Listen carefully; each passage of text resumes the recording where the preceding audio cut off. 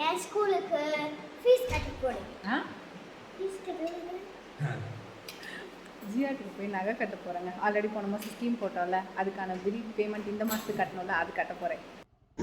உங்கள் வீட்லேயும் பிள்ளைங்க இப்படி தானாங்க? எப்படி சமாளிக்கிறதுனே எனக்கு தெரியலை. ஸோ இந்த ஷூவையும் கண்ணாடியும் போடுறதுக்குள்ளே 1000 அலப்பறையை பண்ணி முடிச்சுட்டு வண்டியை எடுத்துகிட்டு கிளம்பியாச்சு ஜிஆர்டியில் போய் காசு கட்டிட்டு வரலான்னு. இந்த நகை கடைக்கு போகும்போது தாங்க தெரியுது நாமெல்லாம் எவ்வளோ கஷ்டப்பட்டுக்கிட்டு இருக்கோம்னு சொல்லி.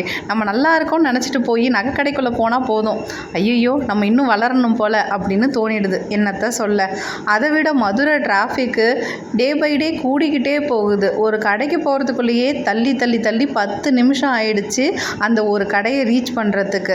முடியலை. அதை விட இந்த மேடம் உள்ளே போகும்போது இந்த டிசைன்லாம் பார்த்துட்டு அந்த பொம்மையை வேற பார்த்துட்டு, பாருமா தங்கத்தாலேயே செஞ்சுருக்காங்கம்மா அப்படின்னுச்சு. மேலே இருக்கிறதெல்லாம் கோல்டு ஃப்ரேமாங்க. இதெல்லாம் யார் வாங்குறாங்கன்னு தெரியல. யாராவது அப்படி வாங்கியிருக்கிறவங்க உங்களுக்கு தெரியுமா? எனக்கும் தெரியல. ஏன்னா